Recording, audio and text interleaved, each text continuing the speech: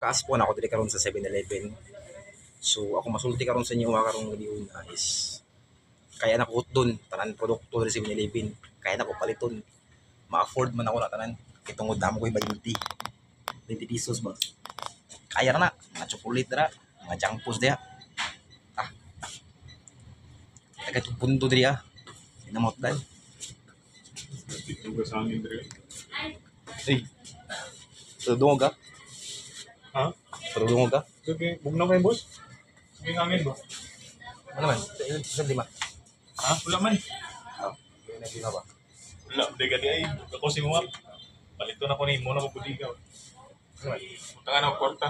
Yan, sunugod na ako ba? Bukas ka. Plug ka ako eh. Kalong kita ba na?